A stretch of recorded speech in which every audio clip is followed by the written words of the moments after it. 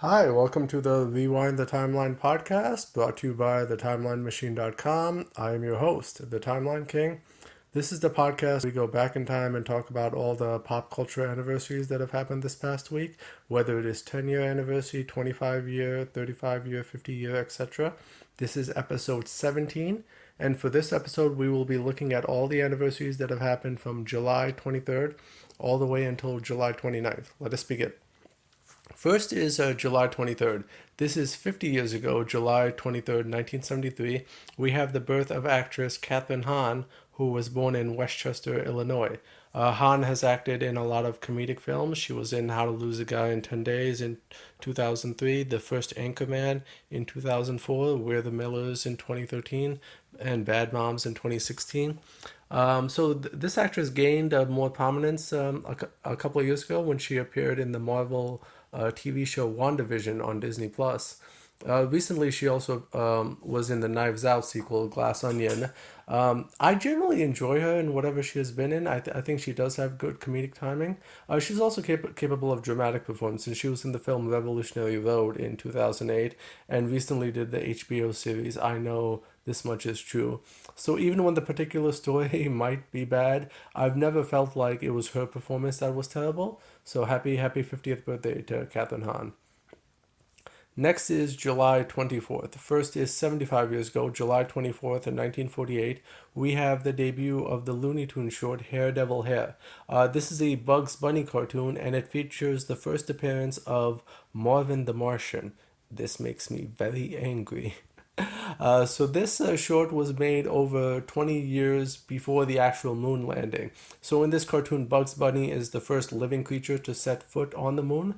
Once he lands, he meets Marvin the Martian, who in this cartoon goes by the name Commander X2. Marvin wants to blow up Earth because it obstructs his view of Venus, and it is up to Bugs Bunny to stop him. Now, what most people wouldn't know about Marvin the Martian's outfit is that since Mars is the Roman god of war, Marvin is wearing the outfit of Roman soldiers. So, a very clever reference to those who know their history. What I noticed about fiction in the first half of the 20th century, like around the time this short was made, was that there was still this belief that like Mars harbored some sort of life. You would see it depicted in other fiction of the time, like War of the Worlds, or in DC comic books with their superhero character Marvin Manhunter. But I think after the moon landing, most people had to accept that Mars doesn't have any kind of intelligent life. Thankfully, thankfully so because I'm sure no one would waste any time in blowing up a meaningless planet like Earth. Anyway, happy 75 years to the Hair Devil Hair and the first appearance of Marvin the Martian. Next, also on July 24th, this is 25 years ago, July 24th, 1998, we have the release of the films Jane Austen's Mafia and Saving Private Ryan. Mafia is actually not based on a Jane Austen novel, despite the title. It's meant to be a parody of popular mafia movies at the time, like The Godfather or Goodfellas. I saw this movie as a kid, so I didn't really get the gangster references back then. I mean, truth be told, I probably wouldn't even get them now, considering I still haven't seen The Godfather or Goodfellas. The only thing I remember from this movie is that they had a cameo from the Jeffersons, played by the same actors. That I thought it was pretty funny to watch. It's just so random in that movie, so I really recommend checking this movie out just to see like 2 seconds with the Jeffersons. Saving Private Ryan, that's another film that I haven't seen, but obviously this has a very good reputation, and I'm sure it's worth the time to check out, especially given that it is directed by Steven Spielberg, who always puts passion and effort into whatever he directs. Interesting fact about this film is that this is the last time that a motion picture won the Best Editing Award at the Oscars. And that was fully edited using a non-digital platform. So every winner after this one, they used computers for their editing. So I can say for sure that computers have made everything easier, and I cannot see the world going back to the archaic ways anytime soon. I can't even imagine like editing on film. Like it would just be crazy. But anyway, so happy 25 years to Jane Austen's Mafia and Saving Private Ryan. And be sure to check out the adult film parody, Saving Ryan's Privates, as well. All right, next, also 25 years ago, July 24th, 1998, we have the birth of Bindi Irwin. Bindi Irwin is the daughter of renowned crocodile hunter Steve Irwin. Just like her dad, Bindi also seems to be going into the nature exploring business. I think most people who know Steve Irwin would know that he died in 2006 after being killed by a stingray. Bindi, who was only 8 years old at the time when her father died, she presented a eulogy at her dad's funeral. And it really broke my heart, like when I saw that on television. I found the speech online, and I'll read what she says. She says, "My daddy was my hero. He was always there for me when I needed him. He listened to me and taught me so many things, but most of all, he was fun. I know that Daddy had an important job. He was working to change the world so everyone would love wildlife like he did. He built a hospital to help animals, and he bought lots of land to give animals a safe place to live. He took me and my brother and my mom with him all the time. We filmed together, caught crocodiles together, and loved being in the bush together. I don't want Daddy's passion to ever end. I want to help endangered wildlife just like he did. I have the best daddy in the whole world, and I will miss him every day. When I see a crocodile, I will always think of him, and I know that Daddy made this zoo so everyone could come and learn to love all the animals. Daddy made this place his whole life, and now it's our turn to help Daddy." As anyone who has lost a parent knows, it definitely leaves an impact on you. Thankfully, it seems like Bindi is keeping her word to honor her dad's legacy. You know, she hosted the Discovery shows Bindi the Jungle Girl and Crikey, It's the Irwins. She also gave birth to a daughter in 2021, meaning that the Irwin family legacy will continue. So happy 25th birthday to Bindi Irwin. Now let's move to July 26th. First is 50 years ago, July 26th, 1973, we have the birth of actress Kate Beckinsale in London, England. Beckinsale is probably most famous for her action roles. She did all the Underworld movies except for the third one, which was a prequel. So she also did the films Van Helsing in 2004, Whiteout in 2009, Contraband in 2012, and also Total Recall also in 2012. I always felt like she would have made a great Catwoman opposite Ben Affleck's Batman. It's too bad we're never going to see that. But anyway, happy 50th birthday to Kate Beckinsale. All right, next is 25 years ago, July 26, 1998. We have the release of three new Oh Yeah cartoons. The F-Tails, Teddy and Art, and Cat and Milkman. So the F-Tails is a short that was created by Rob Renzetti. Out of all the Oh Yeah creators, Rob Renzetti is probably my favorite. He created Mina and the Cow and My Life as a Teenage Robot, both shows that I really enjoyed growing up. I like the way that he's able to take a classic premise and like revitalize it to make it appear like fresh and exciting. And I think like no short proves that better than F-Tails. If you're having a hard time guessing, the F-Tails is a parody of the X-Files with the F in F-Tails standing for fairy. So this short has like a couple of FBI agents, you know, like parodying X-Files. So they investigate like fairy tale related crimes. In this case, it is the story of the Three Little Pigs, and I felt like this short was like very fun and entertaining. I like the way that it like pokes fun at itself and like the X Files premise. I would have definitely loved to have seen this one as like as an entire TV show. You know, like I can imagine these two agents like just investigating fairy tale crimes, like for episodes to come. So I thought that was very clever. So next, then there's like Teddy and Art. So this was also known as 25 Cent Trouble. That's the name of the short, but I think Teddy and Art is like the name of the franchise. So this short was created by Alex Kerwin. So this short, I gotta say, I was not a fan of this one. So I think the good thing is the art is like a lot smoother than on F-Tails. But I just felt like this Teddy character, he was just so annoying. Like, you know, he's like a 5-year-old kid, and like the entire time he just kept on saying catastrophic. Oh, this is so catastrophic. Oh, catastrophic, catastrophic. To this day, every time I hear that word, catastrophic. I think of the short and like it, and I think it's like one of the most annoying 6 minute shorts ever.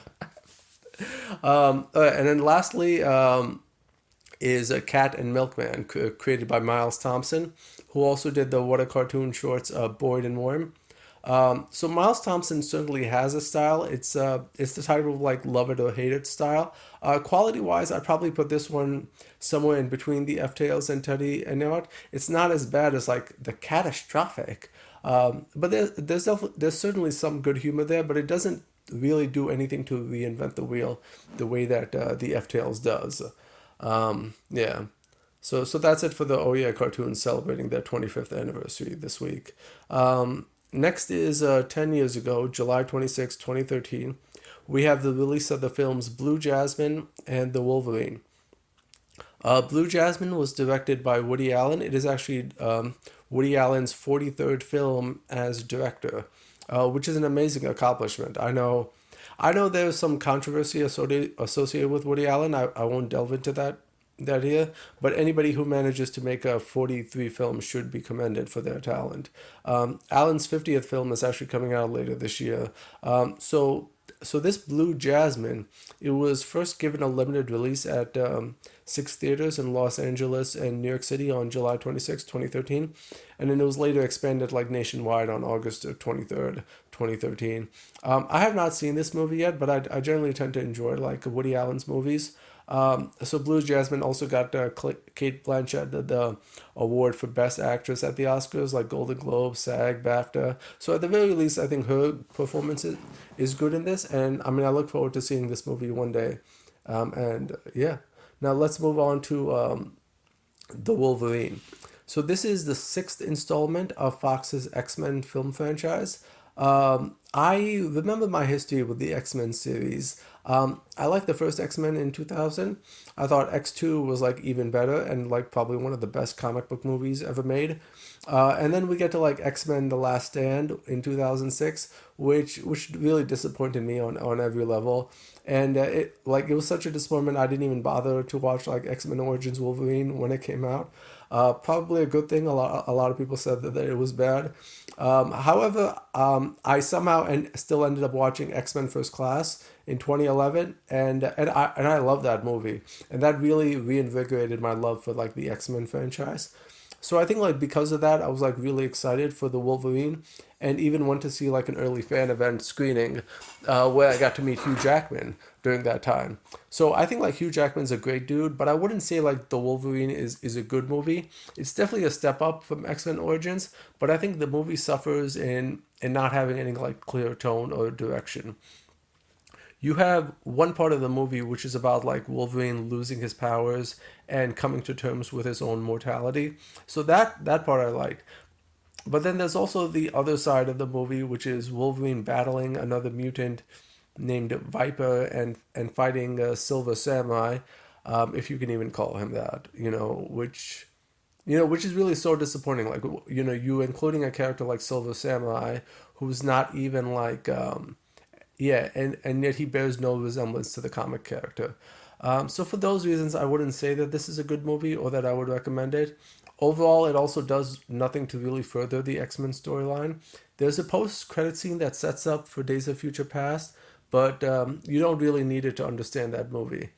Now, The Wolverine was directed by James Mangold, who is really a hit or miss director.